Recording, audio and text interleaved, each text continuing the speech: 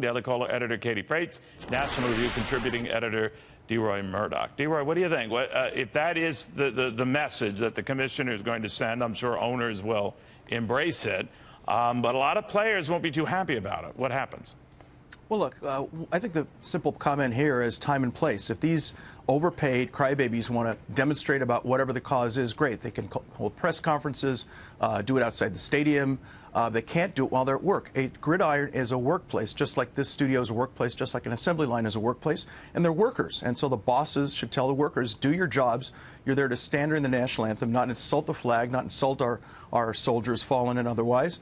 And they need to follow their orders from their employers. And they're getting paid a lot of money, and they should just do as they're told.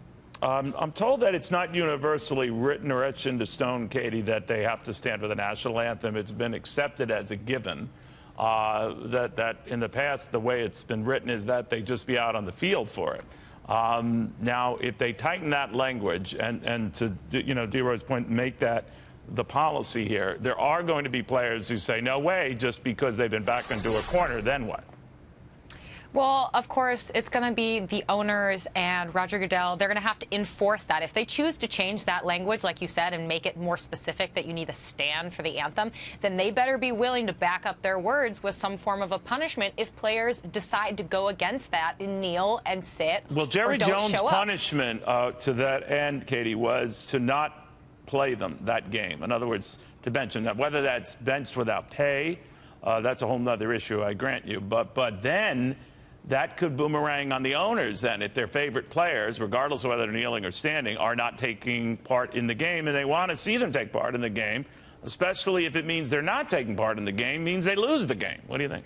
Right. This seems like kind of a awkward tug of war for the NFL as a whole, and again the owners, because it took them so long to get to this point that to me it speaks to it being more of a monetary issue to them with what's going on with DirecTV and packages and refunds and lower ratings.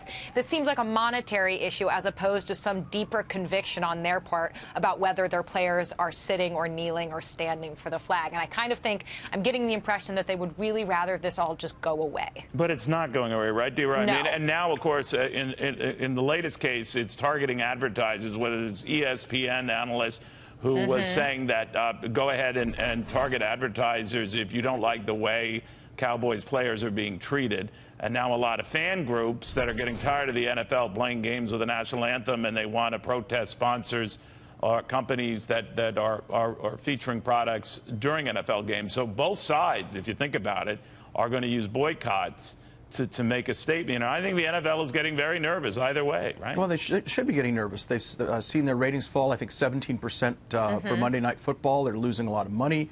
It's a massive distraction. Remember, it's the National Football League, not the National Protest League or the National Activism League. If these guys want to make their stands, great. They should do it outside the football arenas when they're off duty and they're not at work, which is what a football arena is if you are a football player.